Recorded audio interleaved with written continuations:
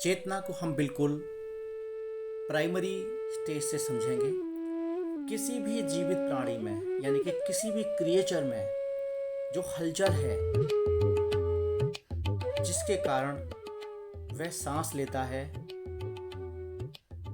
भोजन लेता है, जीवित रहता है, रिप्रोड्यूस करता है और फिर अपनी संतति को आगे बढ़ा के मृत्यु को प्राप्त होता है, खत्म हो जाता है, वह चेतना का निम्नतम स्तर है। आप इस बात को बहुत अच्छी तरह समझो। उस निम्नतम स्तर से यह चेतना उच्चतम शिखर की तरफ बढ़ती है।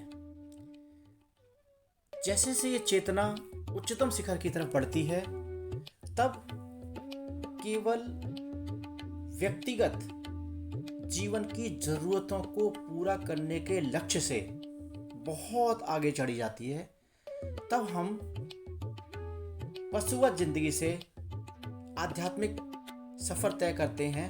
तब हम मानवीय जीवन की कल्पना करते हैं। मानवीय जीवन का अर्थ होता है कि अब हमारी चेतना का इतना विस्तार हो गया है कि हमारे अंदर संवेदना आ गई है। संवेदना का मतलब होता है कि अब हमारा दुख, हमारी तकलीफ केवल हमारी अपनी नहीं है, इसमें हम दूसरे के दर्द को, तकलीफ को भी महसूस करते हैं। यह चेतना की अगली उच्चतम अवस्था है।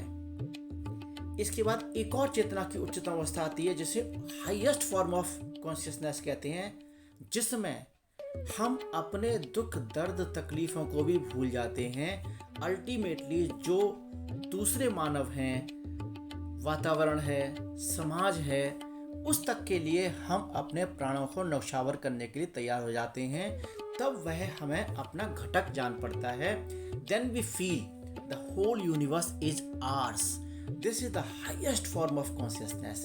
यह चेतना का उच्चतम शिखर है, जिसमें पूरा का पूरा ब्रह्मांड हमें अपने साथ जुड़ा हुआ एसोसिएट फील होता है। तो ये जर्नी है कि कैसे हम चेतना के निम्नतम स्वरूप से उच्चतम अवस्था तक पहुंचते हैं। यही शरीर से मन बुद्धि के द्वारा होते हुए आत्मा और फिर अंत में उस दृष्टा तक पहुंचना जिसने समस्त ब्रह्मांड का निर्माण किया है।